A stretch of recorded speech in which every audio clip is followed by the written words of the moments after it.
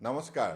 আজি ইংৰাজী নৱবৰ্ষৰ 2026-ৰ প্ৰথম দিন 1 জানুৱাৰী। আজিৰ এই শুভক্ষণত শুভ দিনটোত মই অসমৰ বৰাক ব্ৰহ্মপুত্ৰ পাহাৰ ভৈয়ামত বসবাস কৰা প্ৰতিগৰাকী ব্যক্তিলৈ মোৰ আন্তৰিক নৱবৰ্ষৰ শুভেচ্ছা জ্ঞাপন কৰিলোঁ। জ্যেষ্ঠসকললৈ মই গভীৰ শ্ৰদ্ধা নিবেদন কৰিছোঁ।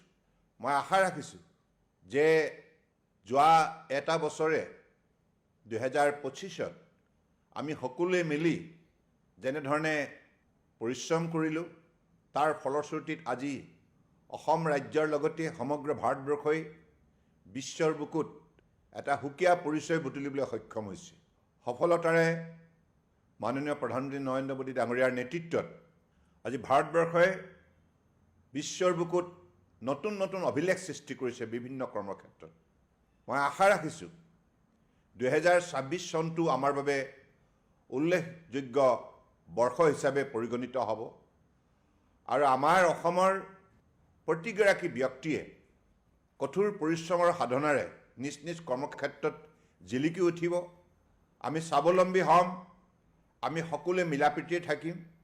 কাৰণ আমাৰ সাতামপুৰুষীয়া যি সামাজিক সাংস্কৃতিক আধ্যাত্মিক পৰম্পৰা মূল্যবোধ আছে, এই মূল্যবোধৰ আধাৰত বৃহত্তৰ অসমীয়া সমাজখন আমি শক্তিশালী কৰি তুলিম। মই সকলোৰে মংগল কামনা কৰিলোঁ, ঈশ্বৰৰ ওচৰত প্ৰাৰ্থনা জনাইছোঁ প্ৰতিগৰাকী ব্যক্তিয়ে সদায় সুস্থ হৈ থাকক, সুন্দৰ হৈ থাকক, সক্ৰিয় হৈ থাকক, সতেজ হৈ থাকক। মোৰ দৃঢ় বিশ্বাস প্ৰভুৱে আমাক সকলোকে এই ক্ষেত্ৰত কৃপাদৃষ্টি নিক্ষেপ কৰিব। আপোনালোক সকলোৰে জীৱন সুখেৰে ভৰি পৰক, আনন্দময় হওক আৰু মিলাপ্ৰীতিয়ে বৰ অসমৰ শক্তি বৃদ্ধি কৰাৰ কামত আত্মনিয়োগ কৰক। নমস্কাৰ, ধন্যবাদ। জয় আই অসম, ভাৰত মাতা কি জয়।